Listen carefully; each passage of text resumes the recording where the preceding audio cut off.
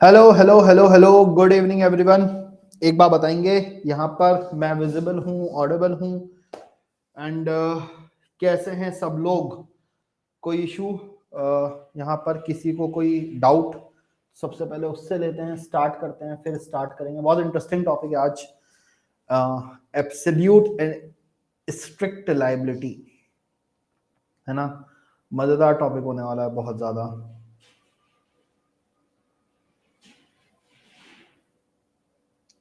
Screen थोड़ा अजीब है, चलो स्क्रीन भी देख लेते हैं यहाँ पर।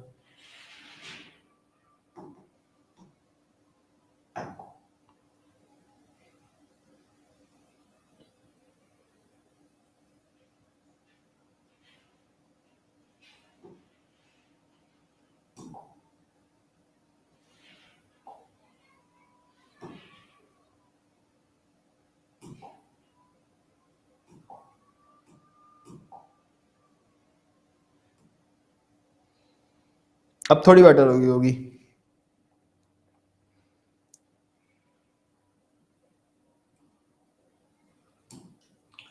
बताइए, अब थोड़ा बेटर दिख रहा है, नहीं दिख रहा है? यहाँ पर थोड़ी बेटर है या नहीं है?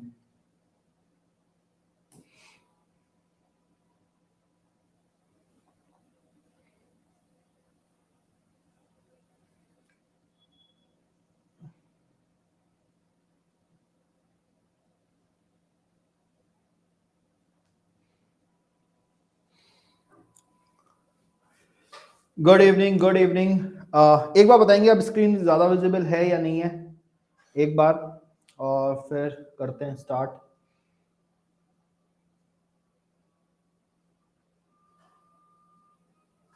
मैं रेड दिख रहा हूँ? हाँ, मैं रेड दिख रहा हूँ, दैट आई एग्री।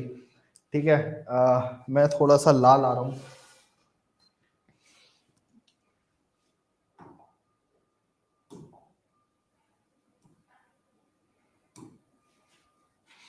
अब देखिए, थोड़ा मेरे ख्याल से आज कैमरा चेंज है, इस वजह से ऐसा है।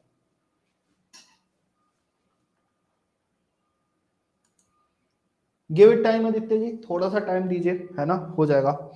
एक्चुअली आज ऑफिस में नहीं हूं मैं, है ना, लीव पर था अगर देखा जाए तो। लेकिन मुझे लगा पेड क्लास हैम्पर नहीं होनी चाहिए, तो इसकी वजह से यहाँ पर मैंने पेड की छुट्टी नहीं करी। और परसों जो मैं रहा छुट्टी पर, इसी वजह से रहा। परसों जो रहूंगा छुट्टी पे, इसी वजह से रहूंगा। एक फंक्शन है, फैमिली फंक्शन, उसमें आया हुआ हूँ, तो ये घर का बोर्ड है, इस वजह से थोड़ा सा यहाँ पर वो है ना। चलो, अब थोड़ा बेटर है या नहीं है बेटर?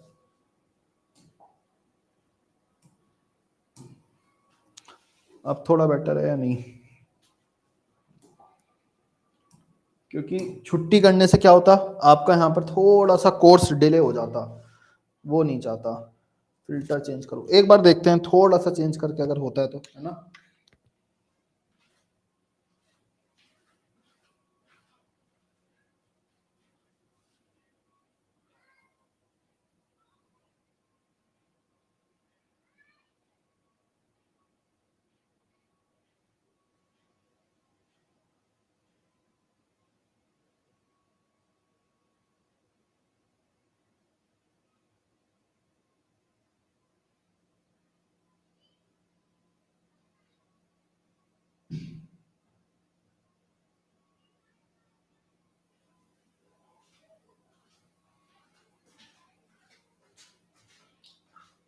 चलिए, आई होप अब थोड़ा बेटर हुआ होगा। एंड चलिए, ठीक है प्रवीण, एक बार मैं चेक करता हूँ, ठीक है, कि पीडीएफ अपलोड नहीं हुई, यहाँ पर बच्चे बता रहे हैं। एक बार मैं चेक करता हूँ उस चीज को भी, ठीक है।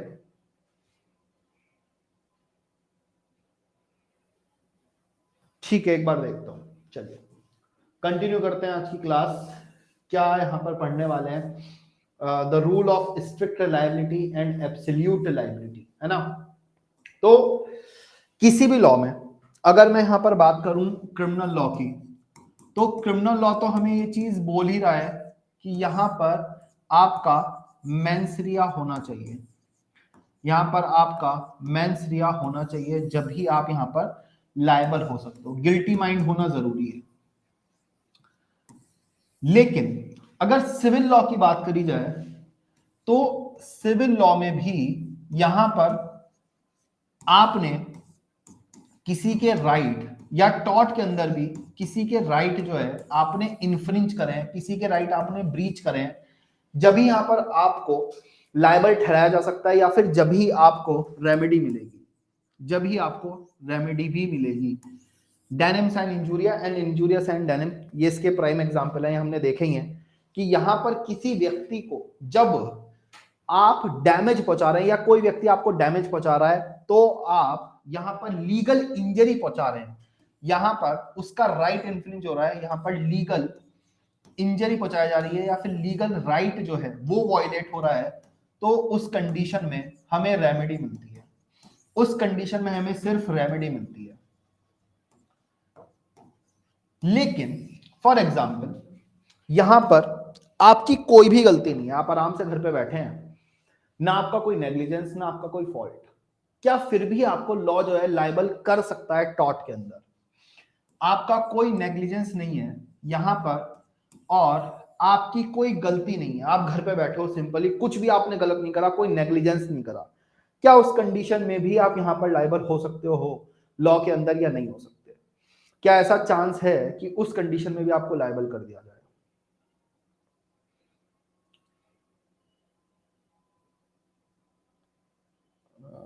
प्रवीण जी लिख रहे हैं सही से पढ़ाई नहीं हो पा रही।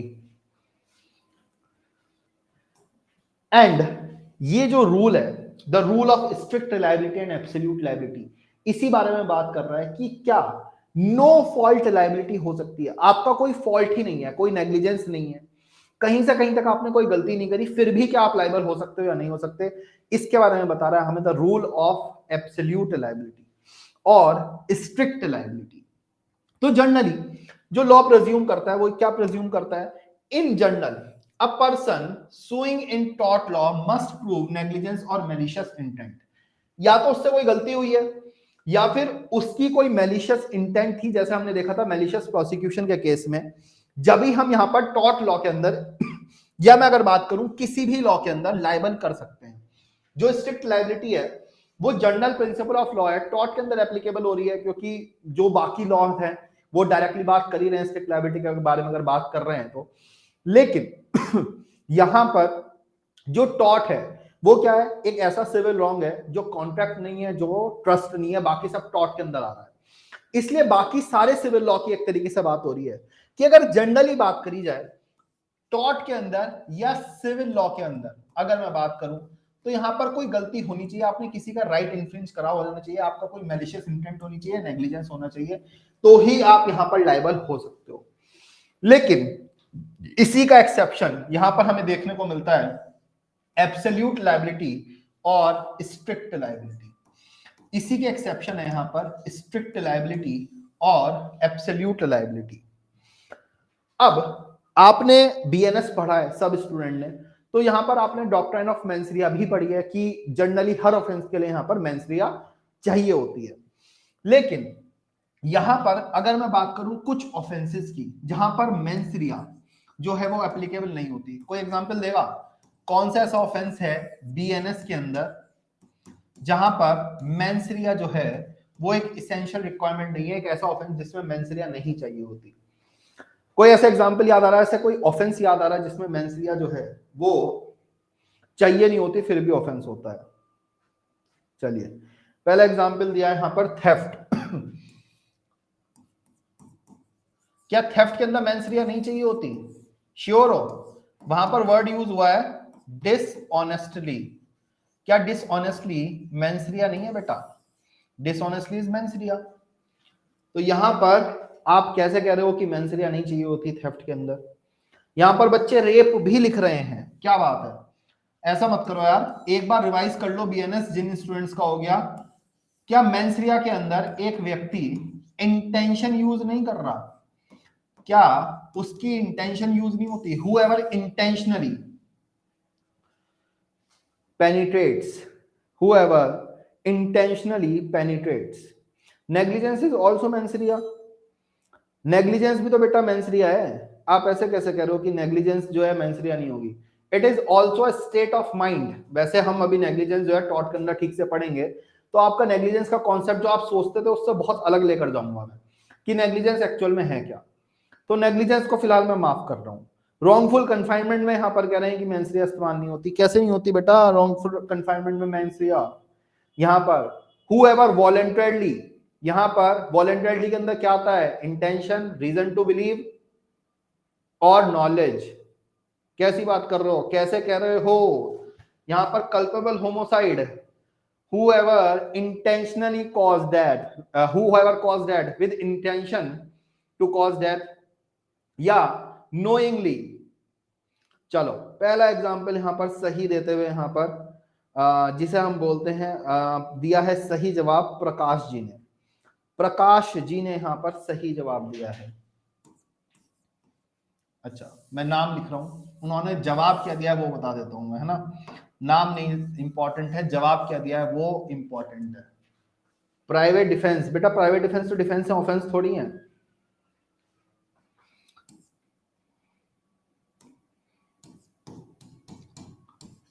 किडनैपिंग, क्या किडनैपिंग के अंदर कोई मेंसरिया होती है? नहीं होती। वेजिंग वॉर, क्या वेजिंग वॉर के अंदर कोई इंटेंशन होती है, कोई मेंसरिया होती है? नहीं होती। Without mens rea you are liable.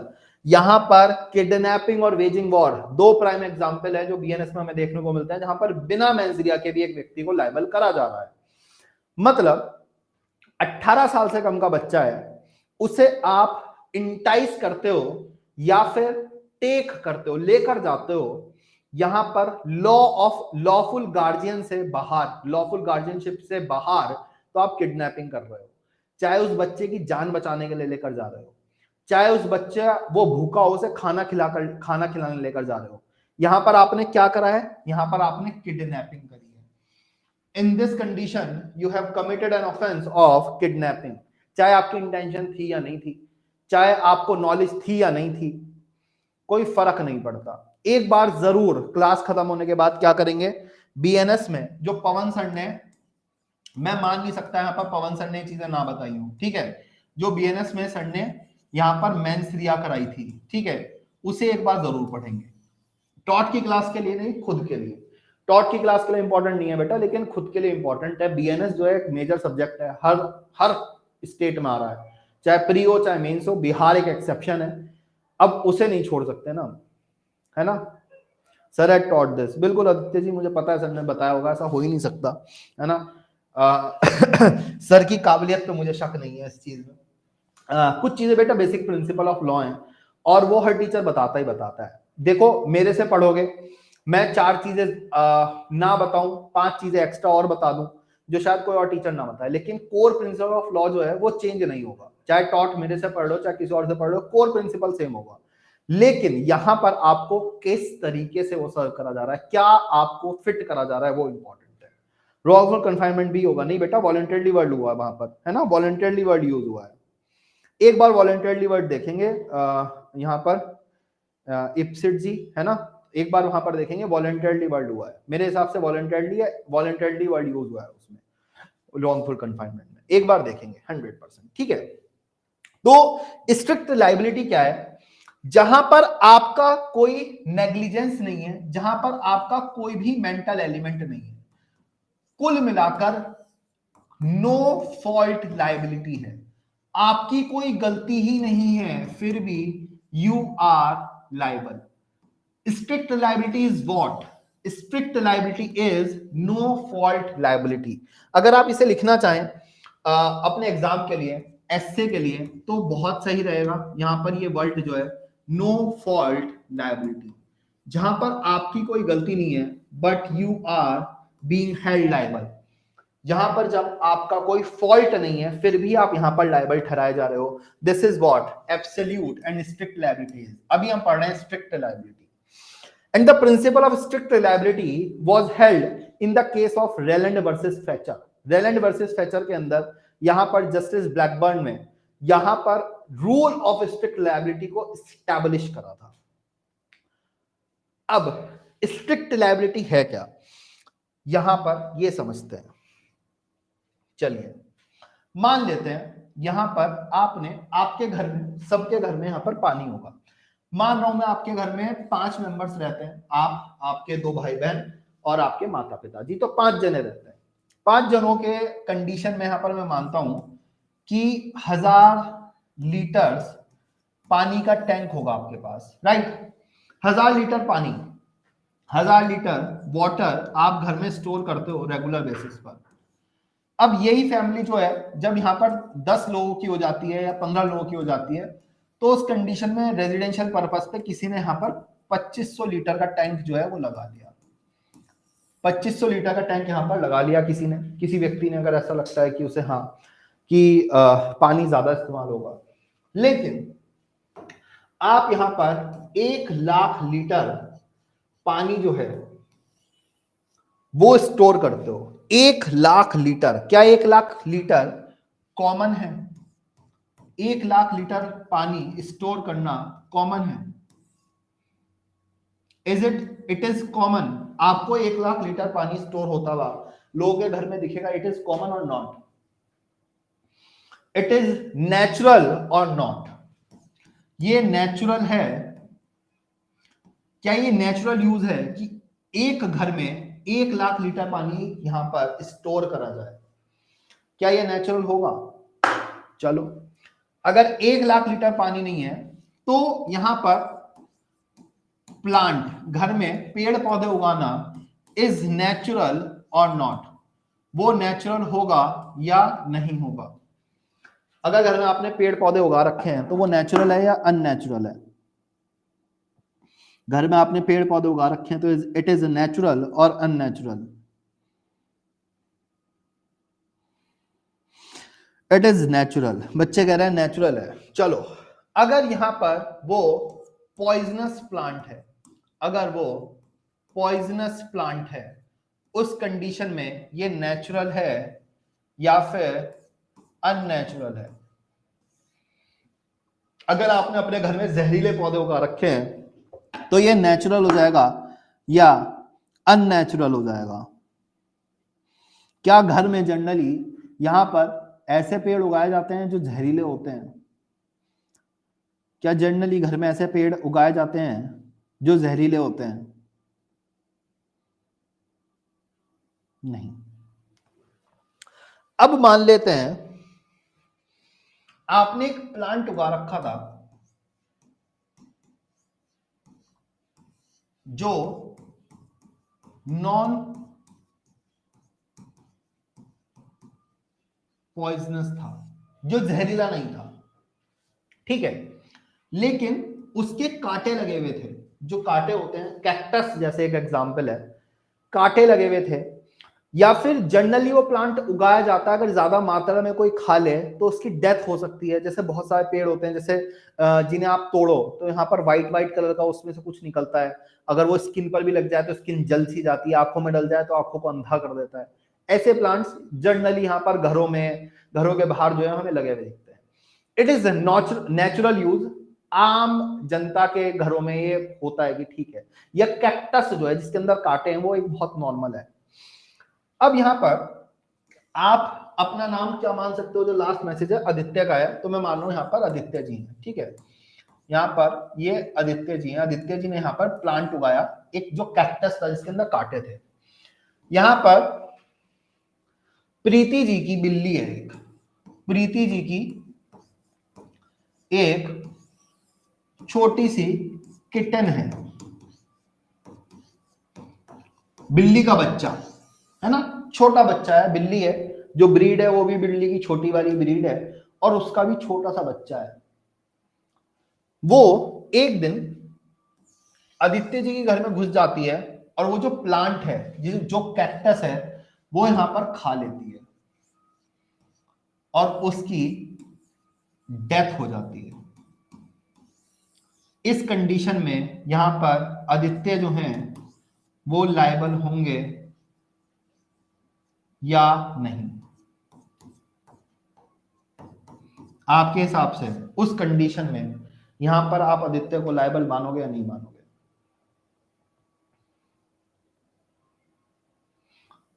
Y और एन लिखना है बस, है ना, सिंपल है। ज्यादा एफर्ट आप भी मत लगाइए, क्या फायदा एनर्जी वेस्ट कर कर पूरा लिख कर, है ना। सिंपल वाई और एन लिखो, मैं समझ जाऊंगा। चलो, सब बच्चे कह रहे हैं नहीं। लेट्स टेक इन दूसरा सेकंड एग्जांपल। यहां पर उन्होंने कोई पॉइजनस प्लांट जो है वो ग्रो कर रखा है, कोई जहरीला पौधा जो है वो उन्होंने यहां पर उगा रखा है। किन्होंने? आदित्य जी ने। और वो प्लांट जो है वो बड़ा हो गया, तो ये जो घर है इनका, इस घर में उगा रखा है। इस घर से थोड़ी सी ब्रांचेस जो है, पेड़ ये लगा हुआ है, लेकिन जो पेड़ है वो थोड़ा बाहर की तरफ भी जाता है। यहां पर रेणु जी का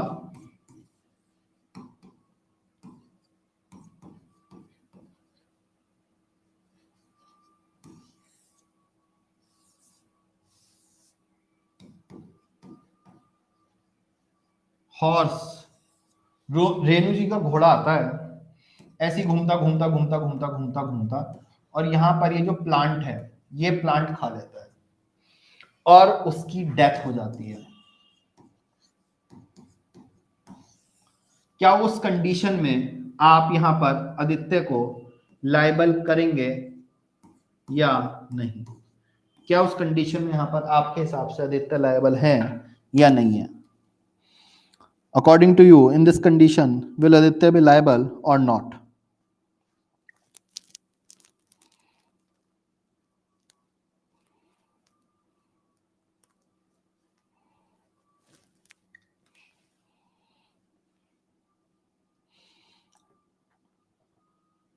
चलिए, यहां पर आदित्य जो हैं वो होने वाले हैं लायबल। इस कंडीशन में यहां पर आदित्य होने वाले हैं लायबल, इवन दो उनका कोई फॉल्ट नहीं है। घर में जो प्लांट है वो उगा हुआ था, यहां पर घोड़ा आया, उसने खाया, उसकी डेथ हो गई, उनका कोई फॉल्ट नहीं है। फिर भी यहां पर आदित्य लायबल हो रहे हैं because of the principle of strict liability. Strict liability principle क्या कह रहा है कि आपके पास कोई जमीन थी और आपने उसका नॉन नेचुरल यूज करा है। एक प्लांट उगाना इज नेचुरल यूज, 1000 प्लांट उगाना इज नेचुरल यूज, लेकिन एक जहरीला पौधा उगाना is non natural use of land. क्या जनरली 1000 पौधे उगाए जाते हैं? हाँ, उगा सकता है, किसी को प्लांटिंग का शौक है, लेकिन क्या जनरली घरों में जहरीले पौधे उगाए जाते हैं? नहीं उगाए जाते। इन दैट केस यहां पर you are using your land in a non natural या अननेचुरल वे। यहां पर आप जो अपनी जमीन यूज कर रहे हैं वो एक नॉन नेचुरल तरीके से कर रहे हैं या अननेचुरल तरीके से कर रहे हैं। इसका मतलब जो यहां पर चीज थी वो एक डेंजरस थिंग थी। जो एक यहां पर चीज थी, जो भी कोई चीज थी, वो यहां पर एक डेंजरस चीज थी, खतरनाक चीज थी, एंड इट मस्ट एस्केप, और वो यहां से एस्केप करनी चाहिए। फॉर एग्जाम्पल, यहां पर ये घर है, ठीक है, इसका घर है, अनामिका का घर है, ठीक है। इन्होंने इस घर के अंदर एक लायन पाल रखा है, एक शेर पाल रखा है। क्या ये नेचुरल यूज है या फिर नॉन नेचुरल यूज है? एक घर में शेर पालना नेचुरल यूज है या फिर नॉन नेचुरल यूज है या अननेचुरल यूज है?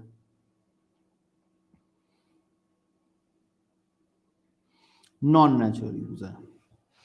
अब एक दिन यहां पर मिस्टर एक्स जो है वो आते हैं, किस पर्पस से? कि मैं चोरी कर सकूं। किसके घर में? अनामिका जी के घर में। और यहां पर उन्हें शेर जो है मार देता है, खा जाता है। क्या यहां पर अनामिका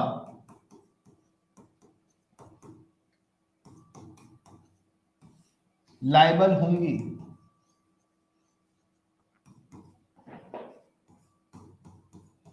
आपके हिसाब से इस कंडीशन में आप अनामिका को लायबल करेंगे या नहीं करेंगे?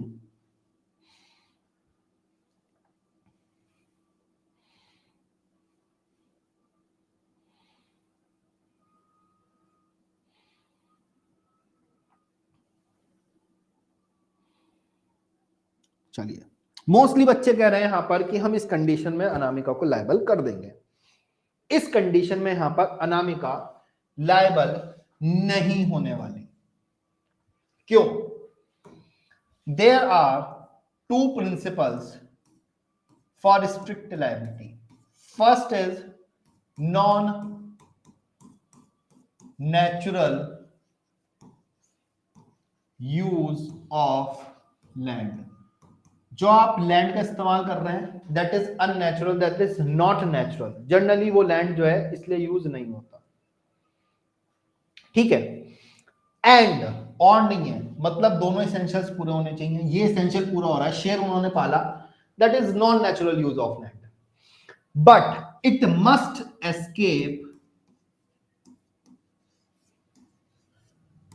यहां पर जो आपने डेंजरस थिंग पाल रखी है, जो आपने शेर पाल रखा है, अगर वो इस घर से निकलकर यहां पर मिस्टर एक्स को एक कदम दूरी पर भी मार देता है, उन्हें चोट पहुंचा देता है, तो यहां पर अनामिका लायबल हो रही है, क्योंकि उसने एस्केप करा है, क्योंकि उसने यहां पर बाहर निकला है, वो उस प्रॉपर्टी से बाहर निकला है जिस प्रॉपर्टी में यहां पर अनामिका की वो प्रॉपर्टी थी।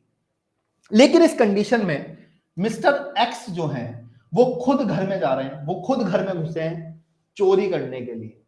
मैं कह रहा हूं वैसे भी घुसे हैं, जनरली धोखे से घुस गए। उस कंडीशन में भी यहां पर लायबल नहीं होने वाली अनामिका। क्यों? क्योंकि स्ट्रिक्ट लायबिलिटी का प्रिंसिपल कहता है कि there must be non natural use of land और there must be a dangerous thing. कोई खतरनाक चीज होनी चाहिए जो आपने अपनी प्रॉपर्टी पे रख रखी थी, एंड दैट थिंग, जो वो चीज है, वो एस्केप करनी चाहिए आपकी प्रॉपर्टी से। आप अपनी प्रॉपर्टी में सांप पालो, कुत्ता पालो, बिल्ली पालो, शेर पालो, चीता पालो, वी डोंट केयर, हमें उससे फर्क नहीं पड़ रहा। लेकिन अगर आपकी प्रॉपर्टी से वो एस्केप कर जाता है, आपकी प्रॉपर्टी से एक कदम बाहर भी उसने निकाला और किसी और के राइट इन्फ्रिंज करे, तो यहां पर आप लायबल होने वाले हो। फिर आप यहां पर लायबल होने वाले हो, उस कंडीशन में आप यहां पर लायबल होने वाले हो। सो ये जो फैक्ट है कि यहां पर दो चीजें होनी चाहिए। किस चीज के लिए? ये जो चीजें हम नॉन नेचुरल यूज क्या क्या होगा, क्या क्या नहीं होगा, एस्केप क्या क्या होता है, क्या क्या नहीं होता, वो हम अभी डिस्कस करेंगे ठीक से। ये प्राइमरी एग्जांपल्स हैं जहां पर हम एक बेसिक लॉ समझ रहे हैं कि एक्चुअल में लॉ कहना क्या चाह रहा है, यहां पर क्या बात हो रही है स्ट्रिक्ट लायबिलिटी के अंदर। ये तो हम समझेंगे, उसमें कोई दिक्कत की बात नहीं है। लेकिन अगर बेसिक सी बात समझ में आ गई, जो ये पॉइंट कहना चाह रहा है स्ट्रिक्ट लायबिलिटी का, ये जो दो प्रिंसिपल्स कहने चाह रहे हैं, तो यहां पर यस लिख देंगे। अगर कोई डाउट है तो एन लिख देंगे, और फिर यहां पर मैं जब समझाऊंगा तो उसे वैसे समझाऊंगा। अनामिका जी इसका जवाब दूंगा मैं, है ना। ये मुझे पता है इसका थोड़ा सा सवाल रहेगा, लेकिन जवाब दूंगा, है ना। चलिए, जिन्हें जिन्हें समझ में आ गया बेटा वो yes yes yes yes Y Y Y Y Y Y लिख दो, जिसे जिसे नहीं आया वो एन एन लिख दो, ठीक है। चलिए, बेसिक प्रिंसिपल, अभी बेसिक लॉ की बात करी है हमने, अभी एडवांस लॉ की बात नहीं करी। बहुत एग्जांपल्स हैं जिन्हें हम डिस्कस करने वाले हैं, एक एग्जांपल नहीं है, बहुत सारे हैं।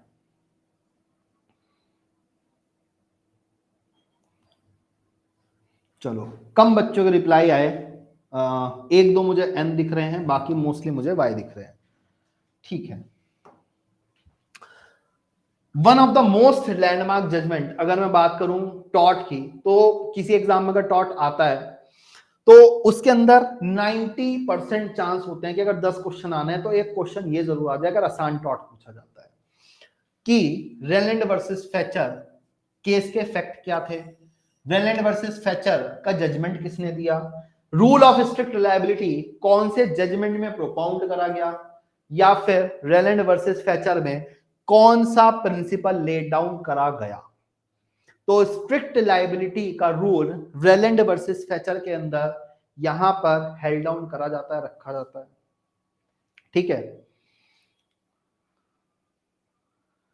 अनामिका जी करेंगे ना डिस्कस।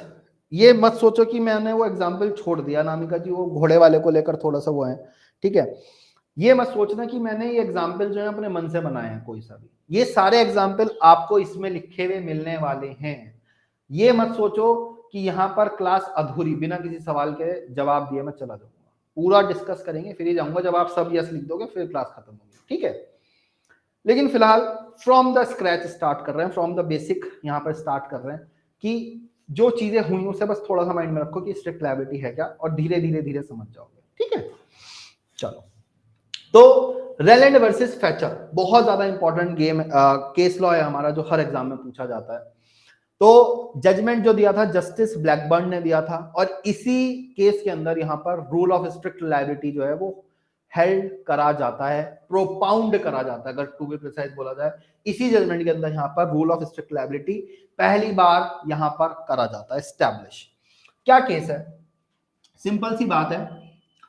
यहां पर मैं ग्राउंड मान रहा हूं, ठीक है। इस ग्राउंड के बीनीथ, यहां पर इस ग्राउंड के अंदर,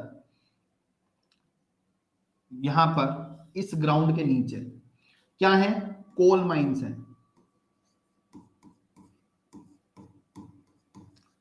कोयले की खदानें क्या होती है, कोई भी खदान क्या होती है कि यहां पर आप जो है ये अगर ग्राउंड लेवल है तो इसमें नीचे नीचे खोदोगे और नीचे जाकर आपको मिनरल्स मिलेंगे। चाहे पहाड़ों के अंदर खोदना हो फिर मिनरल्स मिले, चाहे जमीन के अंदर खोदना हो और 1 किलोमीटर आधा किलोमीटर दूर जाकर आपको जो है यहां पर आपको मिनरल्स मिले, ठीक है। तो यहां पर जो है वो जो हमें समझने वाली बात है वो ये है कि जो भी माइंस होती हैं वो क्या होती हैं, जमीन के अंदर होती हैं या गहराई में होती हैं, कहीं खोद के मिलते हैं। मिनरल्स अगर ऊपर ऊपर से मिल रहे होते तो कोई भी व्यक्ति उठाता और चला जाता। माइनिंग क्या है, आपको खुदान करना पड़ रहा है, खदान करना पड़ रहा है। अब एक ये माइन थी, इस माइन में से यहां पर 1,00,000 किलो जो है वो कोल निकल सकता था। ये कोल निकाल लिया गया, उसके बाद अब आपने गड्ढा तो कर दिया, जमीन के नीचे जो है आपने खोदा, बहुत सारा खोद लिया। जैसे बहुत सारे मूवी ने बच्चों ने यहां पर मूवी देखी होगी केजीएफ, किसी ने देखी है KGF? KGF Kolar gold fields, ये फुल फॉर्म थी इसकी, 2 पार्ट आ चुके है ना। यश द सुपरस्टार की मूवी थी। तो उसके अंदर क्या निकालते हैं, वो खदानों से सोना निकालते हैं। तो ऐसे ही यहां पर क्या हो रहा है, खदानों से कुछ भी निकाला जा रहा है, चाहे आयरन ओर निकाली जा रही है, चाहे कोयला निकाला जा रहा है। अब जैसे एक बाल्टी है आपके घर में, तो उस बाल्टी जो है वो 20 लीटर की है, 25 लीटर की है। आपने 20 लीटर पानी भरा, वो 20 लीटर पानी आपने यूज कर लिया नहाने में, कपड़े धोने में, वो बाल्टी खाली हो गई। अब वो तो खाली हो गई, यहां पर पहले तो पानी था उसके अंदर, लेकिन अब वो बाल्टी खाली हो चुकी है। अब वो बाल्टी खाली हुई तो अब उसका कोई यूज नहीं है, तो उसे बंद करने के लिए क्या होता है, जैसे अगर मैं एक एग्जांपल लूं, यहां पर ये मेरी जमीन है, ये मेरा ग्राउंड है।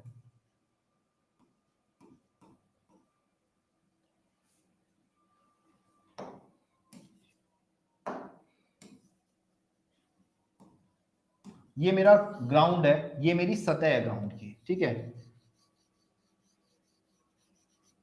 मैंने यहां से खोदना शुरू करा और यहां यहां यहां यहां यहां यहां यहां यहां मैंने सब खाली कर लिया। ये सब कोयला था, मैंने सब निकाल लिया है कोयला। तो यहां पर तो अब क्या हो गया, एम्प्टी स्पेस हो गया। तो ऊपर की जो जमीन है वो क्या हो गई, ऊपर की जमीन कमजोर पड़ गई, ऊपर की जमीन कमजोर पड़ गई।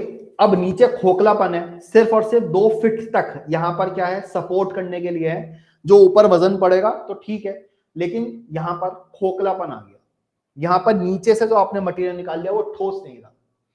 तो इसी को रोकने के लिए यहां पर क्या होता है कि खोखलापन ना हो जाए। ये जो खोखलापन है, अगर खोखलापन हो गया तो यहां पर क्या लगवाई जाती थी, वुड शाफ्ट्स लगवाई जाती थी, या कुल मिलाकर लकड़ी भरवा दी जाती थी कि लकड़ी भर दो, ताकि ऊपर की जमीन जो ऊपर का जो ग्राउंड है वो कमजोर ना हो जाएगा, वरना पूरी मिट्टी धस जाएगी ऊपर की। मिट्टी धसेगी तो यहां पर क्या होगा, छेद हो जाएगा पूरा, किसी काम का नहीं रहेगा। ठीक है, तो यहां पर क्या होता था, लकड़ी भरवा दी जाती थी नीचे, जहां से कोयला निकाला, अब उसकी जगह यहां पर क्या भरवा दिया, लकड़ी भरवा दी, ताकि यहां पर आराम से चीजें जो है, जो हमारी जमीन है वो कमजोर ना पड़ जाए, जमीन धसे ना बाद में।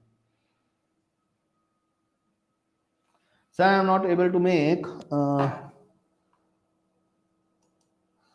Notes, running notes from your lecture.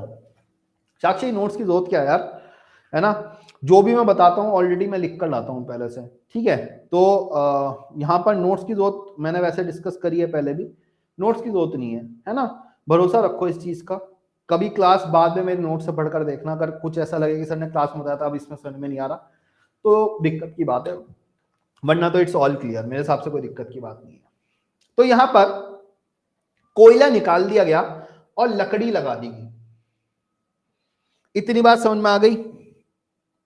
कोयला निकाल दिया गया और लकड़ी लगा दी गई, क्यों लगाई जाती हैं ये भी समझ में आ गया होगा।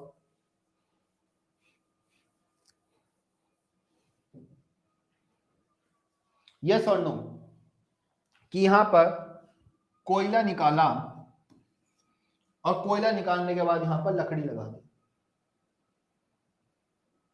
इट इज क्लियर और नॉट कि लकड़ी क्यों लगाई गई, क्योंकि जमीन जो है यहां पर धस ना जाए, क्योंकि जमीन ना धस जाए इसलिए। ठीक है, अब यहां पर आदित्य और सत्या के लास्ट मैसेज दिख रहे हैं मुझे। तो यहां पर जो ये वुड थी, ये जो लकड़ी थी, ये लकड़ी लगाने का काम था आदित्य का।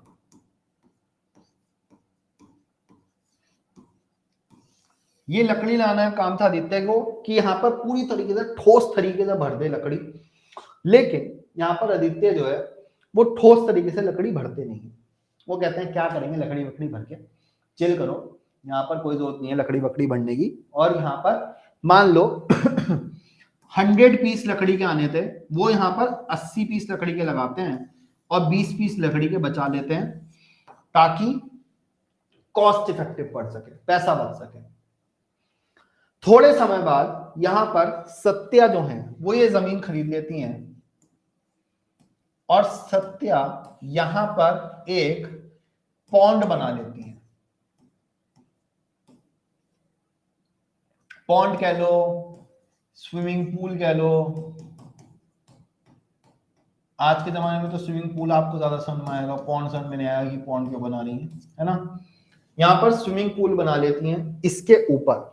इसका मतलब उन्होंने यहां पर 1,00,000 लीटर पानी जो है वो स्टोर कर लिया अपनी जमीन पर, अपनी जमीन पर, इस ग्राउंड पर जहां पर पहले माइनिंग होती थी। उन्होंने 1,00,000 लीटर पानी जो है वो स्टोर करा।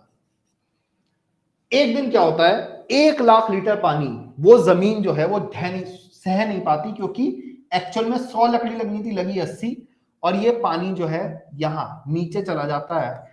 और नीचे जाने के साथ साथ बराबर वाली जो जमीन थी, जो बराबर वाली यहां पर जमीनें पड़ी थी, जहां पर अभी भी कोल था, वहां पर चला जाता है पानी, और ये जो कोल माइन है ये खराब हो जाती है, जो थी मेरी।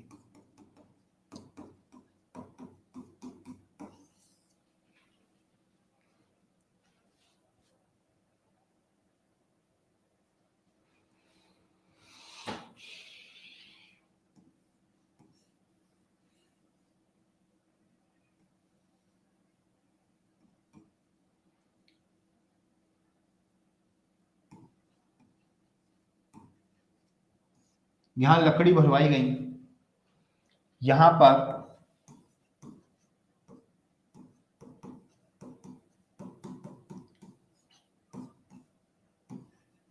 स्विमिंग पूल बना दिया गया, और ये 1,00,000 लीटर पानी जो इकट्ठा करा गया, इसके कारण क्या होता है, ये जमीन धंस जाती है, और यहां पर जो बराबर वाली कोल माइन थी उसमें पानी भर जाता है। अब गीला कोयला किसी के काम का नहीं है, अगर देखा जाए तो गीला कोयला किसी के काम का नहीं है।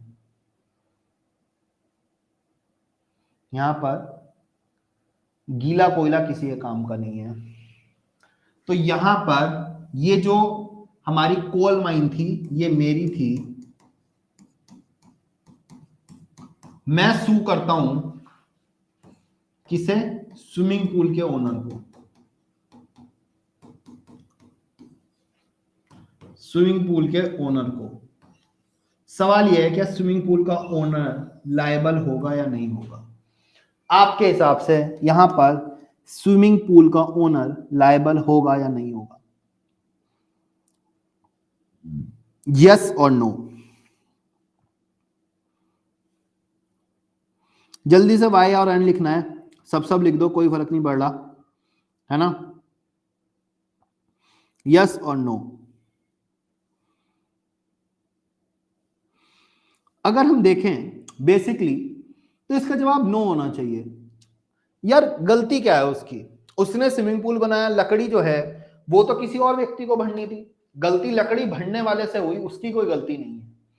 लेकिन स्ट्रिक्ट लायबिलिटी क्या कह रही है कि यहां पर आपने 1,00,000 लीटर पानी जमा करा, which is non natural use. आपने अननेचुरल यूज करा है लैंड का, जनरली इसलिए यूज नहीं होती। पहली जो हमारी कंडीशंस थी वो फुलफिल हो जाती है। सेकंड इज वो अननेचुरल या जो डेंजरस चीज है उसको एस्केप करना चाहिए। ये जो पानी है ये एस्केप कर कर बराबर वाली कोल माइन में चला गया, तो उसने एस्केप भी करा है, तो उस कंडीशन में यहां पर रूल ऑफ स्ट्रिक्ट लायबिलिटी लग रहा है। तो इसका मतलब यहां पर स्विमिंग पूल ओनर जो है वो लायबल है। इस कंडीशन में स्विमिंग पूल ओनर जो है वो लायबल है। यही फैक्ट है हमारे लेलैंड वर्सेस फ्लेचर के। क्या कह रहा है? The plaintiff's coal mine were flooded due to reservoir constructed by defendant over the plaintiff's land to supply water to his mill. यहां पर एक रिजर्वायर बनाया गया, एक स्विमिंग पूल बनाया गया जिसमें बहुत सारा पानी इकट्ठा करा गया, और वो रिजर्वायर जो है, वो स्विमिंग पूल जो है वो टूट जाता है और कोयले की खदान में चला जाता है। कोयले की खदान में गया तो नुकसान हुआ। द डिफेंडेंट हैड हायर, यहां पर जो स्विमिंग पूल ओनर था उसने किसी तीसरे व्यक्ति को यहां पर क्या करा था? हायर करा था कि यहां पर लकड़ी इस्तेमाल करके, शेफ्ट क्या होता है? वुडन शेफ्ट होती है, लकड़ी के फट्टे, कि लकड़ी के फट्टे यूज करो कि ये पानी जो है कहीं और ना चला जाए, जो मैं स्विमिंग पूल यूज कर रहा हूं उसका पानी कहीं और ना जाए, इसलिए उसने यहां पर एक इंडिपेंडेंट कॉन्ट्रैक्टर को हायर करा था। गलती उसकी थी। When the water was filled, the reservoir, it busted through the shaft and flooded the plaintiff's coal mine. लेकिन जो आपने लकड़ी के फट्टे लगवाए वो कामयाब नहीं हुए, वो फेल कर जाते हैं। Two independent contractor were negligent, there was no negligence on the defendant part. यहां पर अगर देखा जाए तो स्विमिंग पूल ओनर की कोई गलती नहीं है। जिसने यहां पर वो लकड़ी के फट्टे भरे थे, जिसने वो लकड़ी के फट्टे लगाए थे, जिसने शाफ्ट्स लगाई थी, उसकी गलती थी अगर देखा जाए लॉ के हिसाब से। लेकिन यहां पर जस्टिस ब्लैकबर्न कहते हैं कि there is a principle of strict liability. यहां पर प्रिंसिपल है स्ट्रिक्ट लायबिलिटी का, जो ये कहता है a person who for his own purpose, जब एक व्यक्ति अपने पर्पस के लिए एक अपनी जमीन पर कुछ लाता है और उसे रखता है जो यहां पर नुकसान करने वाली है। मिसचीफ क्या होती है? हमने यहां पर बीएनएस में पढ़ी है कि यहां पर कुछ नुकसान करे। which cause mischief if it escape must keep it at his part, उसे अपनी जिम्मेदारी पर रखनी पड़ेगी। अगर वो निकल जाती है तो पूरी की पूरी जिम्मेदारी सिर्फ उस व्यक्ति की है। वो ये नहीं कह सकता इसकी गलती थी या उसकी गलती थी। यहां पर सिर्फ और सिर्फ वो लायबल माना जाएगा। If he fails to do so he is a prima facie answerable to all the damages which the natural consequence of it is escape. वो हर consequence के लिए liable होगा जो naturally हो जाते जब एक चीज escape कर जाती दूसरी जगह।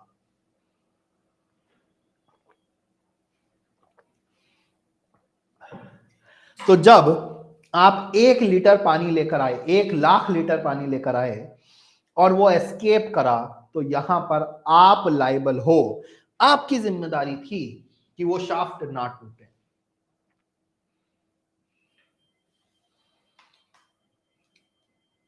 नो फॉल्ट लाइबिलिटी, बिल्कुल सही बात। But this will fall under exception of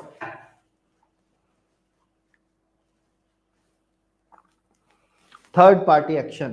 Prakash ji, strict liability के अपने एक्सेप्शन है ना। यहां पर टॉट जो जनरल प्रिंसिपल, जो जनरल डिफेंसेस टॉट के थे, वो लग ही नहीं रहे, वो डिफेंस आपको मिल ही नहीं रहे, क्योंकि स्ट्रिक्ट लाइबिलिटी है। आपकी कुछ भी इंटेंशन हो, कुछ भी हो, कोई फर्क नहीं पड़ रहा। यहां पर अलग से डिफेंसेस जो है वो मेंशन कर रखे हैं स्ट्रिक्ट लाइबिलिटी के।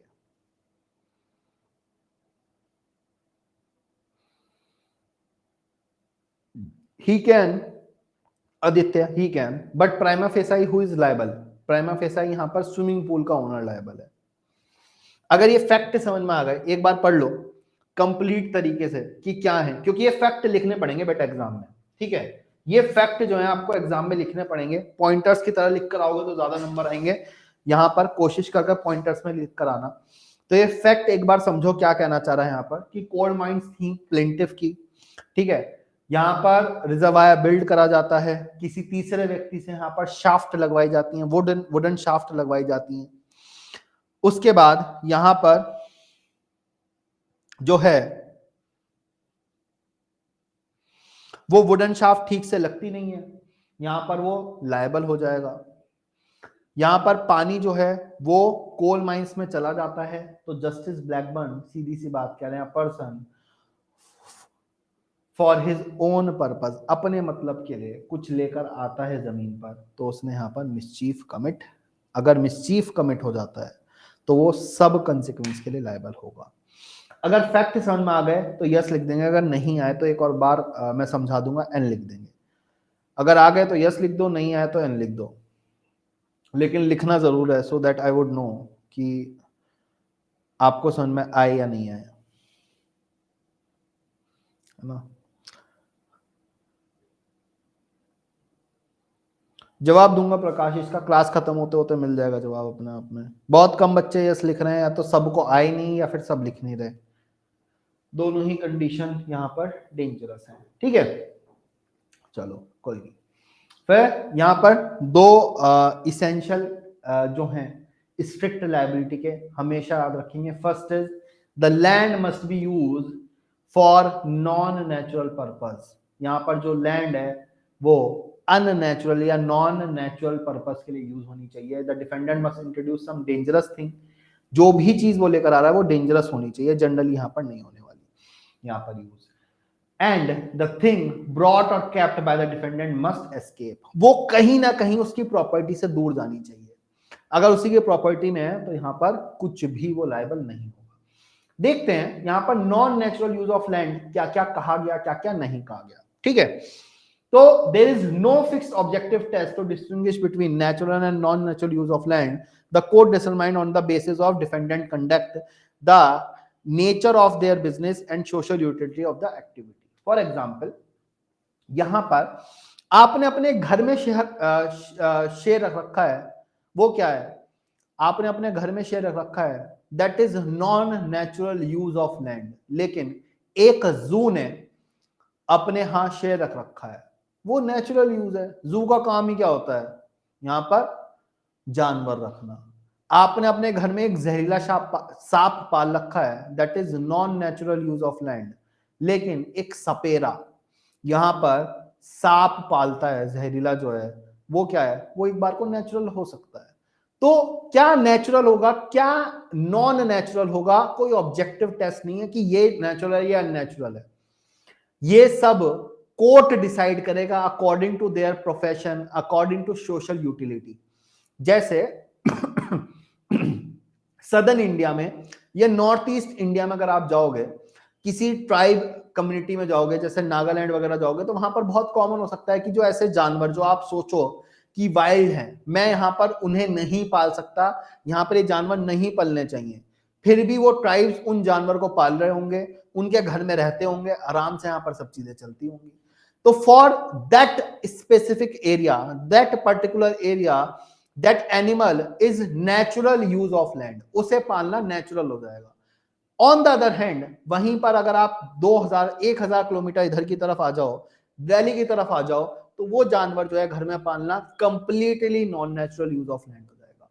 तो there is no specific definition कि क्या नेचुरल होगा क्या अननेचुरल होगा, लेकिन कुछ केसेस हैं जो हमें बता रहे हैं यहां पर कि क्या नेचुरल होने वाला है क्या नेचुरल नहीं होने वाला। Richard versus Lothian, Richard versus Lothian यहां पर क्या कह रहा है, it must some special use bringing with increased danger to other must not merely ordinary use of the land for such, ये तो जनरल प्रिंसिपल है, लेकिन एग्जांपल देखते हैं केस लॉस के हिसाब से क्या कह रहा है। Noble versus Harrison, landmark judgement है, एग्जाम में पूछा जाता है, ऊपर वाला जो है लैंडमार्क नहीं है, प्री में ना पूछा जाएगा, ये तो बस एग्जाम में लिखना हो आपको एक लाइन, तो मैंने स्पेसिफिकली ऐड कर दी क्योंकि बिहार उड़ीसा जैसी स्टेट जो है यहाँ पर टॉड जो है अच्छे खासे नंबर का आता है, तो you must have something to write in exam, है ना, कुछ होना चाहिए एग्जाम में लिखने के लिए, सब्सटेंटिव होना चाहिए, तो यहाँ पर मेंशन कर दिया।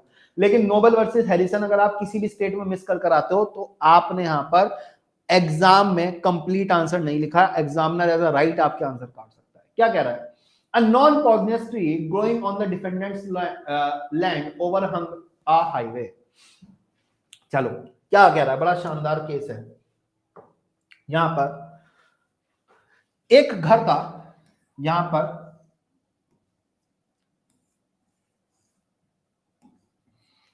पर मैंने ये पेड़ लगा रखा है, ठीक है, अपने घर के बरामदे में मैंने एक पेड़ लगा रखा है। ये पेड़ धीरे धीरे धीरे धीरे धीरे धीरे धीरे बड़ा हो जाता है और जो मेरा घर है उसे क्रॉस करता रहता है, ठीक है। यहां पर काजल ने अपनी कार खड़ी कर रखी है, मेरे घर के बराबर में कार खड़ी कर रखी है। इस पेड़ से एक वुड जो है, एक बड़ी सी टहनी जो है वो नीचे गिरती है और कार का जो विंडशील्ड है या फिर कार को डैमेज कर देती है। यहां पर कार को डैमेज कर देती है। क्या मैं यहां पर लायबल हूंगा स्ट्रिक्ट लायबिलिटी में, यस और नो? सारे एग्जांपल मैं ऐसे ही करा दूंगा, पहले पढ़ाऊंगा नहीं, बाद में पढ़ाऊंगा, है ना, कि क्या रहा है, आपको जवाब देना है। एक पेड़ है, सिंपल, वो बड़ा हुआ, घर के बाहर निकला, ठीक है, और वो एक कार पर गिर गया जो मेरे घर के पास खड़ी थी। क्या मैं यहां पर लायबल हूंगा या नहीं हूंगा, यस और नो?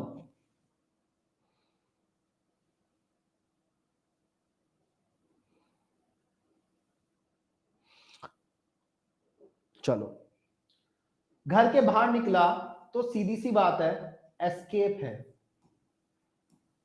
चलो भाई, सेकंड पार्ट जो है पूरा हो गया, लेकिन मुझे एक जवाब दो, क्या एक घर में पेड़ लगाना नॉन नेचुरल यूज है?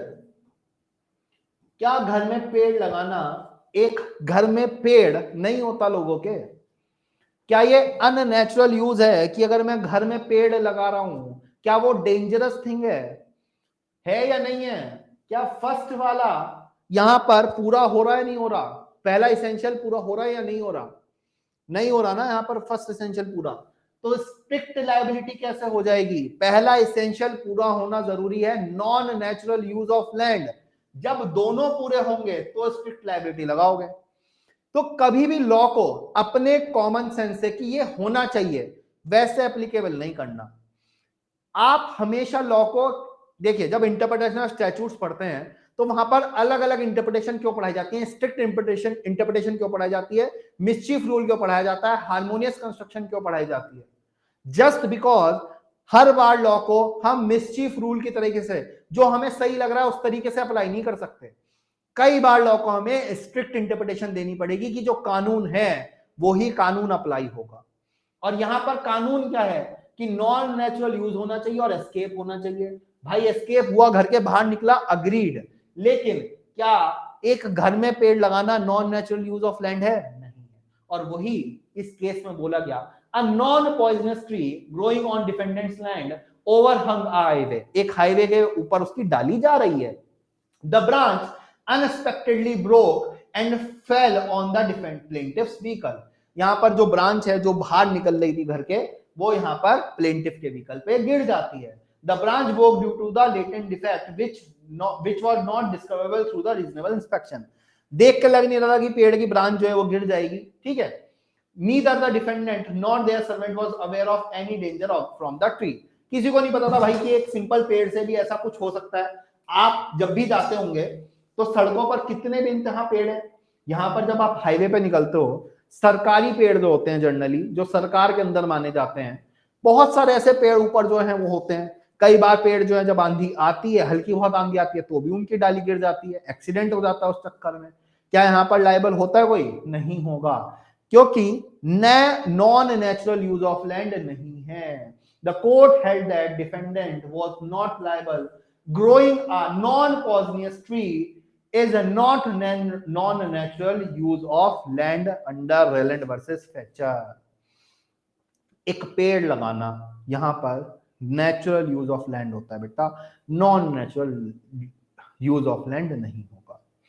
अगर समझ में आ गया कि कैसे स्ट्रिक्ट लायबिलिटी के अंदर हम लायबल नहीं कर रहे, यस लिख दो, अगर नहीं आया तो एन लिख दो, बता दूंगा दोबारा, कोई दिक्कत की बात नहीं। लेकिन अगर आ गया तो सब यस लिख देंगे। और बेसिक है यहां पर कि एक पेड़ लगा गया, और ये फैक्ट जितने आसानी से याद करोगे ना, ये लाइनें याद नहीं करोगे, उतना आसान रहेगा एग्जाम में। हमेशा लॉ पॉइंट इंपॉर्टेंट रहता है, और यहां पर फैक्ट इंपॉर्टेंट कितना रह रहा है कि एक नॉन पॉइजनस प्लांट जो है वो non natural use of land के अंदर नहीं आ सकता। चलो, बहुत कम बच्चों ने यस लिखा है। आदित्य, तनवीर, अनामिका, नरेंद्र, रेनू, किसी रेनू का आ गया। अच्छा, बाकी बच्चों का जवाब नहीं आया। वाई? क्यों यस नहीं लिख रहे? वाई लिखना है बेटा, लिखो, जब भी मैं आगे चलूंगा ना, जितना आप पार्टिसिपेट करोगे उतना ही मैं पार्टिसिपेट करूंगा। ऐसे कैसे चलेगा? सिर्फ एक तरफा क्लास चलती रहे या कि मैं बोलता रहूं? आदित्य जी, ये नेग्लिजेंस जब कराऊंगा तो दोबारा डिस्कस करेंगे, है ना। चलो, फिर the court ruled that growing poisonous tree on one's land constitute non-natural use of land. If the poisonous trees escape and causes harm, the defendant will be liable under strict liability principle। Basic सी बात लिखी गई, वहां पर लिखा गया कि non poisonous जो है वो प्लांट जो है वो नेचुरल यूज ऑफ प्लांट होगा या non natural use of plant नहीं होगा, लैंड नहीं होगा। तो उसी का एक यहाँ पर कंटेम्पररी जजमेंट है, क्रोहर्स्ट वर्सेस एमशम, जिसके अंदर बोला गया कि अगर जहरीला पौधा उगा रखा है तो यहां पर क्या होगा, आप लायबल होने वाले हो। यहां पर non natural use of land वो माना जाएगा, ठीक है। जितना कोशिश करोगे बेटा पॉइंट में लिखने की उतना सही रहेगा। तो जैसे वैष्णवी यहां पर एक सवाल पूछे, सर एग्जाम में पॉइंट्स में लिखना है तो क्या करना है एग्जाम में? जैसे मुझे रेलेंड वर्सेस फ्लेचर आ जाए, या मैंने जो अभी केस पढ़ा वो फैक्ट मेरे पास आ जाए, तो जैसे हमने अभी पॉइंटिंग वर्सेस न्यूक्स पढ़ा था, कौन सा था, क्या नाम था जजमेंट का? तो जजमेंट का नाम ही भूल गया। पॉइंटिंग वर्सेस न्यूक्स तो अब आएगा शायद, नोबल वर्सेस हैरिसन। तो यहां पर मैं लिखूंगा नोबल वर्सेस हैरिसन, फिर मैं लिख दूंगा फैक्ट्स। यहां पर मैं 2-3 लाइन में, पूरे पैरा में 3 लाइन में यहां पर फैक्ट लिख दूंगा, फिर हेल्ड लिखूंगा और हेल्ड लिख दूंगा। अगर आप एक जजमेंट को ऐसे लिखकर आते हो तो आपने एग्जामिनर के लिए कितना आसान कर दिया। अगर एग्जामिनर को आपके फैक्ट्स भी चेक करने हैं तो वो फैक्ट्स चेक करेगा। अगर एग्जामिनर को लग रहा है मुझे फैक्ट्स चेक करने ही नहीं, मुझे तो भाई साहब लॉ पॉइंट बता दो कि केस में क्या हेल्ड करा गया, बस, तो वो लॉ पॉइंट चेक करेगा। अगर आपने यहां पर दोनों चीजें मिक्स कर दी, अगर आपने यहां पर दोनों चीजें मिक्स कर दी, पैरा में घिचड़ पिचड़ कर दी, वो बोर हो जाएगा, ना पढ़ेगा ना नंबर देगा, ना पढ़ेगा ना नंबर देगा। तो पॉइंट्स में लिखना कैसे है? यहां पर बेसिक सी बात है, जो एंड के पॉइंट हैं वो हमारे लॉ पॉइंट हो गए, और जो ऊपर के बात हो गई वो हो गए हमारे फैक्ट, है ना। तो फैक्ट को आप 2 पॉइंट में कर दो, हेल्ड को 2 पॉइंट में कर दो, 4 पॉइंट में आपका केस लॉ हो गया। आराम से आप यहां पर बहुत शानदार नंबर लेकर आ गए। चलिए, पॉइंटिंग वर्सेस न्यूक्स अगला जजमेंट है, बहुत शानदार जजमेंट है, बहुत प्यारा जजमेंट है। क्या है? मैं बता चुका है judgment. A plaintiff's horse entered the defendant's land. यहां पर प्लेंटिफ का घोड़ा जो है वो डिफेंडेंट की जमीन पर आ जाता है, डिफेंडेंट के घर में घुस जाता है और यहां पर जहरीले पौधे खा लेता है, जिसकी वजह से उसकी मृत्यु हो जाती है, जिसकी वजह से उसकी डेथ हो जाती है। लैंडमार्क जजमेंट है बेटा, पॉन्टिंग वर्सेस नोक्स, है ना। The court ruled that the defendant was not liable as there was no escape of harmful substance. घोड़ा खुद घर में घुसा है तो सीधी सी बात है यहां पर लायबल नहीं होने वाला, क्योंकि एस्केप नहीं हुआ। Since the horse intrude onto the defendant's land, the damage was not caused by the escape from the defendant's premises. Escape का मतलब क्या है? घर से निकलना चाहिए तो ही यहां पर लायबल होगा, उसी कंडीशन में आप यहां पर लायबल कर सकते हो, ठीक है। फिर क्रोहर्स्ट वर्सेस एमशम बुरियल बोर्ड, ये भी एक जजमेंट है जो हम ऊपर पढ़ चुके हैं, लेकिन यहां पर थोड़ा सा और बेहतर लिखा हुआ है। क्या लिखा हुआ है? The plaintiff and the defendant were neighbours, दोनों आपस में पड़ोसी थे। The branches of poisonous tree from the defendant's land extended to plaintiff's land. यहां पर एक घर जो है उस घर में आपने जहरीले पौधे उगा रखे हैं और बराबर वाला घर जो है उस तक उसकी ब्रांचेस चली गई। उस घर के अंदर जो यहां पर एक कैटल थी, काव थी, घोड़ा था, कुछ भी मान लो, कैटल तो मतलब बकरी भी हो सकती है, कुछ भी हो सकता है, उसने वो पौधे खाए और वो मर गई, वो कैटल की डेथ हो जाती है। उस कंडीशन में यहां पर उसने प्रीमाइसेस एस्केप करे अपने घर, ये जो घर था इसकी बाउंड्री तक रहता जब तक कोई दिक्कत की बात नहीं थी। जैसी बाउंड्री से बाहर एक भी पत्ती गई, वो पत्ती खाई गई, डेथ हो गई, इस कंडीशन में ये एस्केप माना जाएगा and you will be liable because poisonous plant था, जहरीला प्लांट था। तो यहां पर ये 3 केस है ना पॉइजनस प्लांट वाले, ये लैंडमार्क हैं। जहां पर एक केस में हमने डिस्कस करा कि नोबल वर्सेस हैरिसन में कि नॉन पॉइजनस प्लांट जो है वो तो डेंजरस है ही नहीं, वो non natural use of land है ही नहीं। फिर क्रोहस्ट में हमने देखा कि पॉइजनस प्लांट जो है वो एक जहरीला प्लांट होगा। फिर हमने देखा क्रोहस्ट में कि जैसे ही उसने बाउंड्री क्रॉस करी और यहां पर किसी जानवर ने खाया, वो लायबल हो जाएगा क्योंकि एस्केप हो गया, non natural use of land हो गया। फिर पॉन्टिंग वर्सेस नोक्स में देखा हमने कि जैसे ही यहां पर कोई व्यक्ति खुद आया या फिर कोई जानवर खुद आ गया, एस्केप नहीं हुआ है, भले ही डेंजरस थिंग थी, भले ही non natural use of land था, भले ही पॉइजनस प्लांट था, लायबल नहीं होगा क्योंकि दूसरा एसेंशियल पूरा नहीं होगा।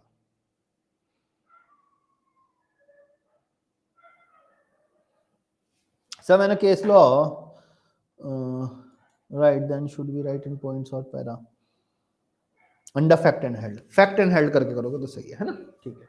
अगर समझ में आ गए तीनों केस क्रोनोलॉजी कैसे कैसे चल रही है तो यस लिख दो, वाई लिख दो, अगर कोई भी डाउट है एन लिख दो, पहले उसे सॉर्ट करते हैं फिर अगले पे चलेंगे। आई होप अब आपको कॉन्सेप्ट समझ में आ गया होगा और आपको समझ में भी आ गया होगा कि मुझे एग्जाम में लिख करके आना और कैसे स्ट्रिक्ट रिलायबिलिटी यहाँ पर एप्लीकेबल हो रही है ना। तो शुरू में क्या करेंगे आप, यहाँ पर थोड़ी सी बेसिक वो देंगे, इंट्रोडक्शन जो मैंने यहाँ पर आपको दिया है कि जनरली लॉ में लायबल नहीं करना चाहिए, ये सब चीजें।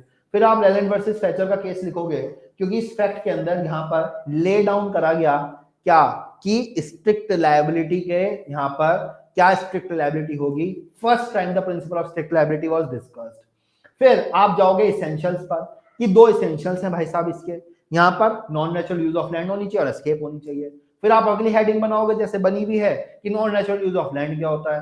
फिर आप यहाँ पर बताओगे कोई फिक्स ऑब्जेक्टिव नहीं है, फिर यहाँ पर आप केस बता दोगे नोबल वर्सेस हैरिसन और क्रोहस्ट वाला, फिर आप एस्केप के डेफिनेशन दे दोगे, आपका एग्जाम कंप्लीट। 10 नंबर में आ जाए, 15 में आ जाए, 20 में आ जाए, कंटेंट पूरा। और इसी फॉर्मेट में चलना है। नोट्स जितने चाहो उतने दे दूंगा मैं, हैंड रिटन ये वो आपको बनाने की जरूरत नहीं है। मेरा सिर्फ इतना कहना है आपको बेटा परोसा मिल रहा है। मुझे नहीं पता बाकी टीचर्स कैसे देते हैं कैसे नहीं देते, पर मुझे इतना पता है कि जब बच्चा मेरा मेंस में बैठेगा ना जाकर, तो उसे ये नहीं सोचना पड़ेगा मैं कहां से पढ़ूं, वो ये नोट्स उठाएगा, ये पढ़ेगा, ये लिखेगा, वो जज बन जाएगा और बने हैं, ठीक है। तो ना मैं इंस्टीट्यूट पर जाता कि मुझे भरोसा है आपको हैंड रिटन नोट्स मिल जाएंगे, उससे आप कुछ कर लोगे। बेटा मैं कह दूंगा दोबारा, मैं भेज के रखता हूं, वैसे मैं आज दोबारा कह दूंगा, ठीक है, मिल जाएंगे नोट्स, क्लास खत्म नहीं हो रही और एक साथ ही मैं दे दूंगा, ठीक है।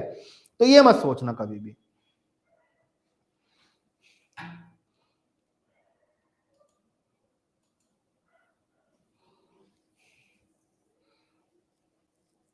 बेटा एस्केप कहूं आदित्य इस कंडीशन में, जो आपका क्वेश्चन है उसमें एस्केप है कहीं भी?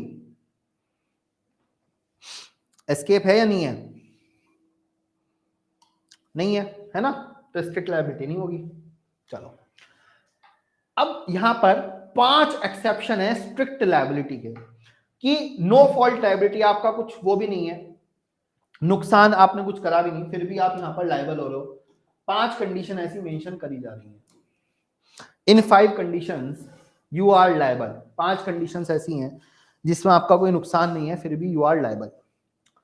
Sorry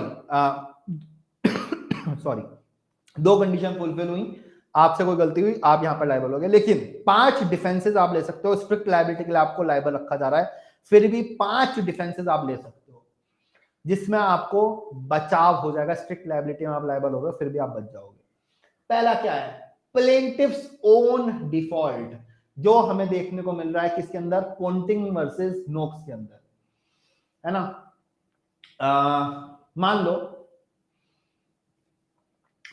if the damage suffered by the plaintiff was not caused by the escape of the dangerous thing but due to the plaintiff's own fault, the defendant cannot be held liable। जो हमें यहाँ पर देखने को मिल रहा है Ponting versus नोक्स के अंदर, कि घोड़ा जो है खुद घर में घुस के आया, उसने खुद जहरीले प्लांट खाए, एस्केप हुआ ही नहीं, तो यहाँ पर डिफेंस लिया जा सकता है। पहली बात तो वो 2 कंडीशन फुलफिल नहीं कर रहा, तो वैसे ही डिफेंस मिल गया।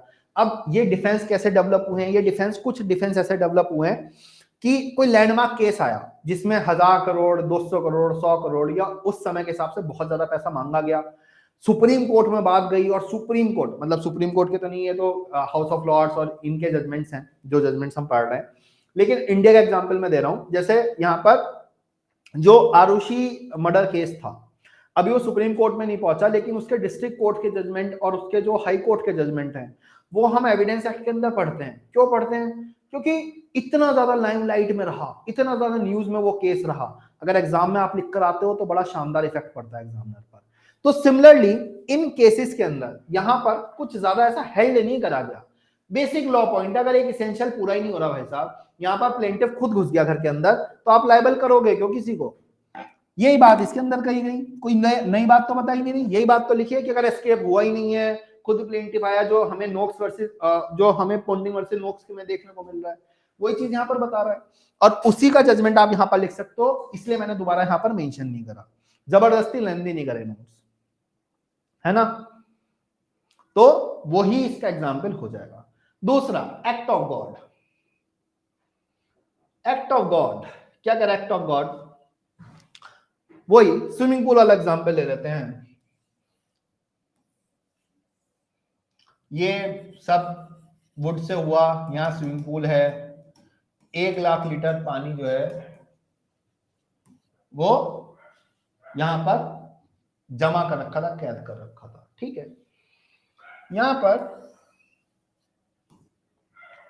रेन शुरू होती है और रेन की वजह से एक्स्ट्रॉर्डिनरी रेन हो जाती है, और उसकी वजह से यहां पर तूफान की वजह से 1.5 लाख लीटर पानी हो जाता है। 50,000 लीटर पानी भर जाता है इसके अंदर, जो जनरली यहाँ पर 10-20% भरता था, यहाँ पर अब वो बढ़ गया यहाँ पर 150%। उस कंडीशन में यहाँ पर क्या हो गया? उस कंडीशन में उसे डिफेंस मिल जाएगा, उस कंडीशन में उसे डिफेंस मिल जाएगा, उस कंडीशन में वो डिफेंस ले सकता है। It was the act of God.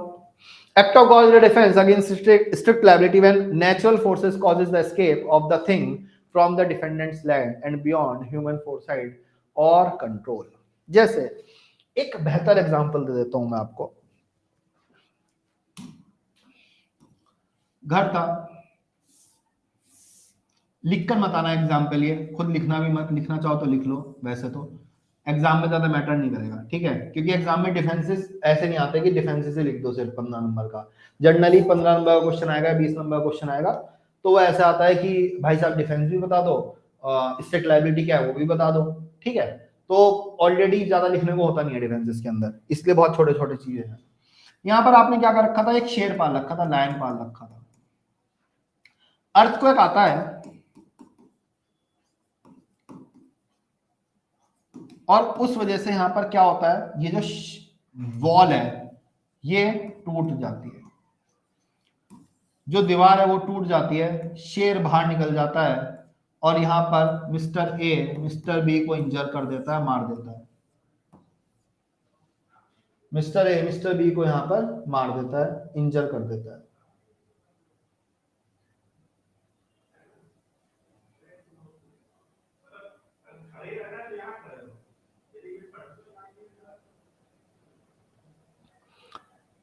अब जो एस्केप हुआ है किसकी वजह से हुआ है, भूकंप की वजह से। भूकंप की वजह से दीवार टूट गई, कोई देख सकता था कि भूकंप आएगा दीवार टूट जाएगी शेर निकल जाएगा? आपने तो अपनी रीजनेबल केयर रखी थी ना, तो आपको इसलिए लायबल नहीं करा जा रहा कि अगर एस्केप हो जाता है या कोई ऐसी चीज हो जाती है जिसे आप कंट्रोल नहीं कर सकते थे, तो उस कंडीशन में आपको यहाँ पर डिफेंस मिलेगा। लैंडमार्क जजमेंट है निकोल्स वर्सेस मार्शलैंड, प्री में भी पूछा जाता है जजमेंट। जिन्हें मैं कहता हूँ ना लैंडमार्क जजमेंट है, उनका मतलब मेरा होता है कि वो प्रीलिम्स में भी पूछे जाते हैं, वो प्रीलिम्स में भी पूछे जाते हैं। पुलॉक की डेफिनेशन फिर से लिखिए जो हम ऑलरेडी डिस्कस कर चुके हैं। The defendant constructed artificial lake bye damming a natural stream due to extraordinary rainfall. The embark gave away, washing away 4 bridges belonging to the plaintiff. The court held that defendant not liable as the damage resulted from the unprecedented natural event. यहाँ पर unprecedented, जो कभी इतनी बारिश नहीं होती उसकी वजह से यहाँ पर इतना वो हो गया, तो इसकी वजह से वो लायबल नहीं होगा। अगर समझ में आ गया वाई लिख दो, कोई डाउट है तो पूछ लो। यहाँ पर डिफेंस एक्ट ऑफ गॉड कैसे है, If it is clear, Y लिख दो, कोई डाउट है तो पूछ लो, है ना। एक्ट ऑफ थर्ड पार्टी,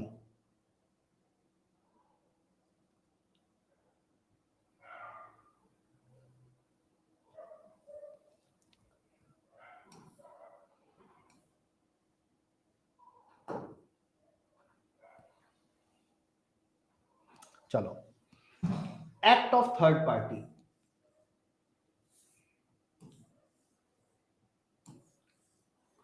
घर है, शेर है, घर पे आपने ताला लगाया, मार्केट चले गए, ठीक है। यहां पर बी आता है चोरी करने की इंटेंशन से, बी यहां पर ताला तोड़ता है, गेट खोलता है, देखता अंदर शेर बैठा है, भागा भागा बी वापिस अपने घर। अब शेर को तो गेट खुला हुआ मिल गया, शेर को गेट खुला हुआ मिला, शेर बाहर निकला और शेर ने यहां पर एक्स और वाई को खा लिया। क्या आप लायबल हैं? नहीं है। आप तो गेट लॉक करके गए थे, गेट बंद करके गए थे। एस्केप जो हुआ है वो आपकी गलती की वजह से नहीं हुआ, आपकी नेग्लिजेंस की वजह से नहीं हुआ, किसी भी वजह से नहीं हुआ, किसी थर्ड पार्टी ने इंटरवीन करा, जानबूझ कर घुसी है थर्ड पार्टी, इसी वजह से यहां पर वो एस्केप कर पाया। किसी थर्ड पार्टी ने आकर लॉक तोड़ा, घर तोड़ने की कोशिश करी, घर में घुसने की कोशिश करी, तो यहां पर आपको डिफेंस मिल रहा है। इस वजह से यहां पर आपको डिफेंस मिल रहा है, because intervention of third party यहां पर जिसे डिफेंडेंट नहीं रोक सकता, आपको एक डिफेंस की तरह होता है। बॉक्स वर्सेस जूब लैंडमार्क जजमेंट है, प्रीलिम्स में एक बार बिहार में पूछा है मेरे हिसाब से, ठीक है। तो stranger action cause the defendant reservoir to overflow. यहां पर आपने एक रिजर्वायर बना रखा है या एक स्विमिंग पूल बना रखा है फॉर एग्जांपल, ठीक है। आप यहां पर टैप बंद करके चले गए, जो पानी भरता था मोटर बंद करके चले गए। रात को मिस्टर ए आए, मिस्टर ए ने मोटर चलाई और घर चले गए। इस वजह से पानी भरे जा रहा है, भरे जा रहा है, पूरी रात पानी भरे जा रहा है।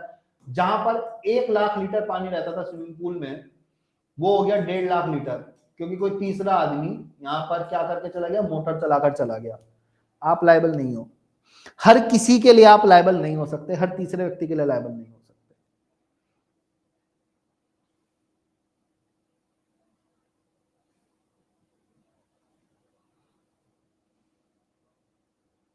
रेनू जी अपलोड आज ही हो जाएगी, स्ट्रिक्टली मैं कह रहा हूं। मैं क्लास खत्म होते यहां पर टीम को कॉल करूंगा, कल सुबह अगर आप देखो तो क्लास में मिल जाएगी 100%, ठीक है। यहां पर 100% आई एम गारंटिंग इट, ठीक है। घबराओ मत उस बात को लेकर, सोचो मत। है ना बेटा, मेरा कुछ देने में जा नहीं रहा, अगर मैं अपलोड कर सकता मैं अभी अपलोड कर देता।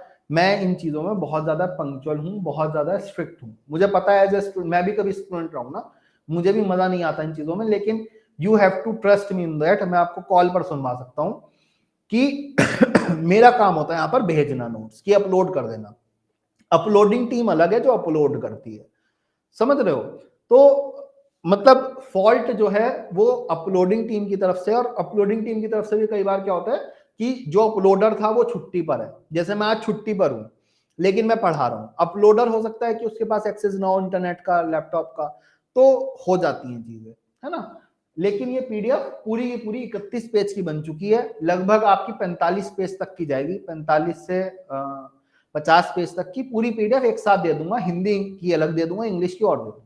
ये मत सोचना कि क्लास खत्म हो जाएंगे और पीडीएफ नहीं मिलेगी, है ना। आज के लिए इतना ही बेटा, 2 पॉइंट और बचे हैं, 2 पॉइंट खत्म कर देता हूँ, एब्सोल्यूट कल करा दूंगा, ठीक है रजनी, ज्यादा नहीं पढ़ाऊंगा और, ठीक है, कोई दिक्कत की बात नहीं है। चलो, कंसेंट ऑफ प्लेंटिव,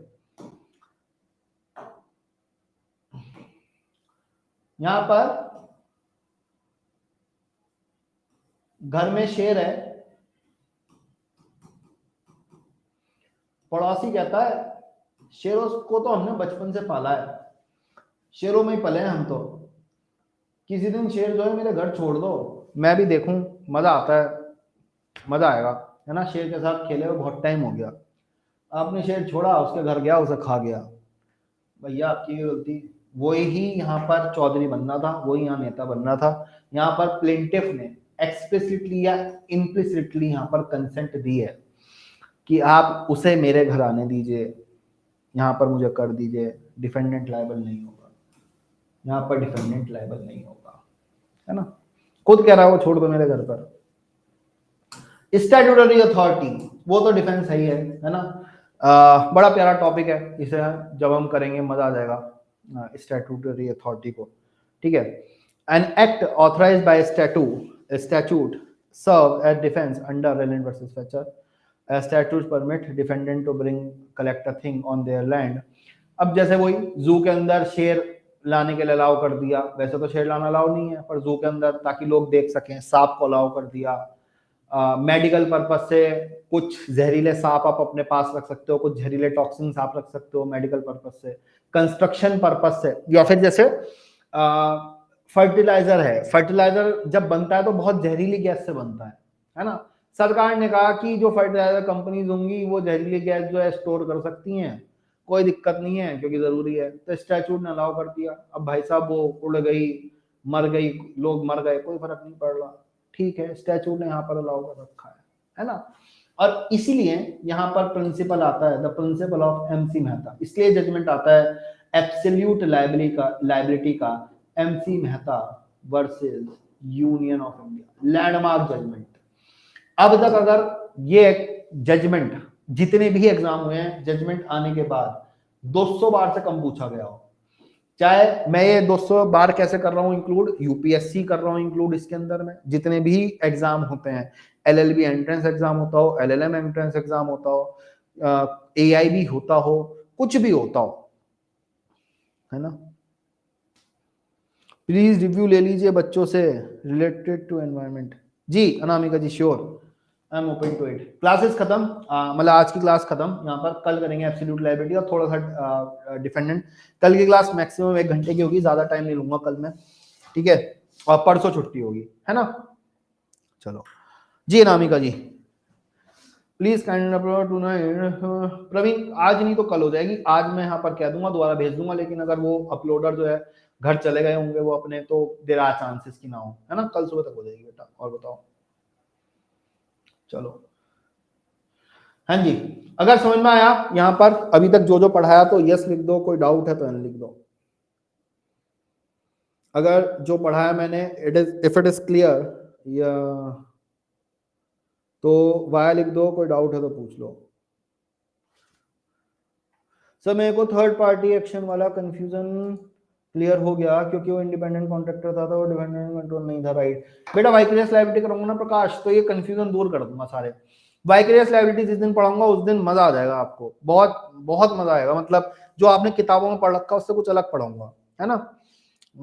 मजेदार टॉपिक है वो वाइकेरियस लायबिलिटी जो है। चलो, निकोलस वर्सेस मार्शेंट केस बता दीजिए और कंसेंट प्लेंटिव बता दीजिए। अभी बता देता हूँ दिव्यांशु जी, और बताइए टीचिंग मेथड को लेकर जी। हाँ, अनामिका जी का ये कहना है बेटा कि ये जो नोट्स हैं इनके अलावा आप हैंड रिटन नोट से भी पढ़ा दो। तो कितने बच्चे यहाँ पर अग्री करते हैं कि हैंड रिटन नोट से पढ़ाना चाहिए? यस लिख दो।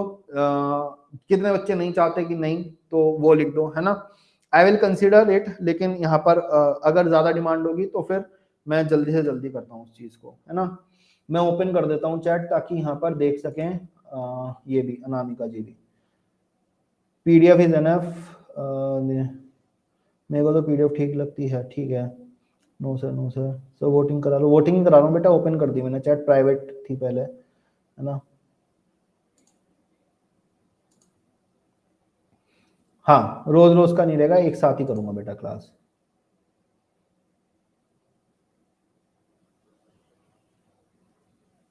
इंटरेक्टिव और मजेदार नहीं लग रहा प्रवीण जी? इतना इंटरेक्ट करता हूं मैं कि बच्चे जवाब नहीं देते हैं। No need to extend a small subject, no need sir, PDF is enough. जी सर, जैसा आपकी मर्जी। अगर सर आपके नोट सफिशिएंट हैं तो और सेम कंटेंट है तो ठीक है, ठीक है। No need of hand written notes as everything content in PDF. चलो,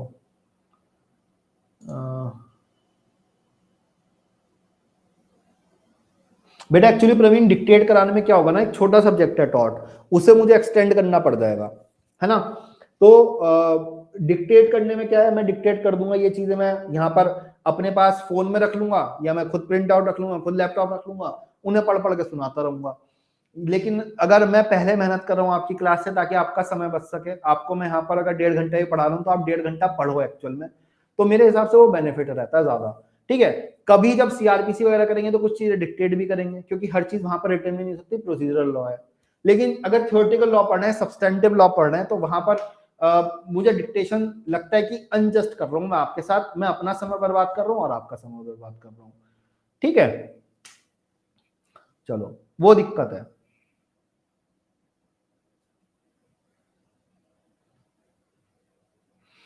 बिल्कुल अनामिका, तो ऐसा नहीं है स्मॉल और ब्रॉड की बात, इसलिए मैं कह रहा हूं बेटा नोट्स तो मैं आपको दे रहा हूं ना। चलो,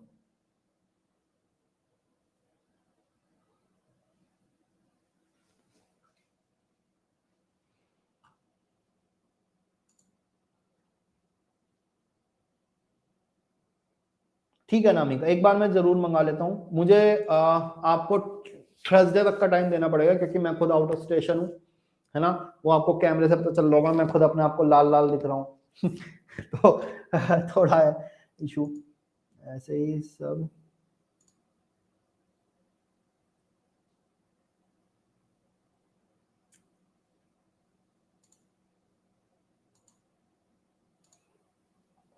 चलिए, ठीक है, ठीक है। वो काफी है दिव्यांशु, जितना मैं पीडीएफ देता हूँ, ठीक है। एक यहाँ पर क्या था,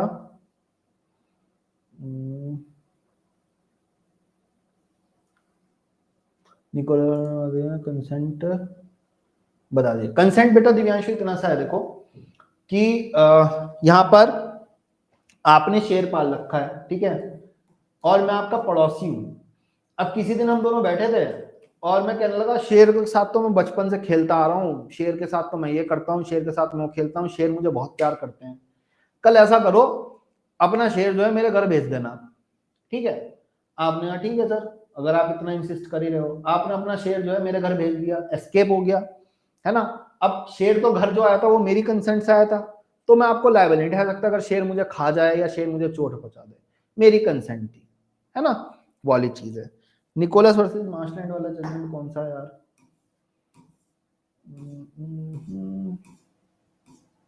देखो, रिलैक्स होकर पढ़ो, कभी भी ये मत सोचना कि लॉ डिफिकल्ट है।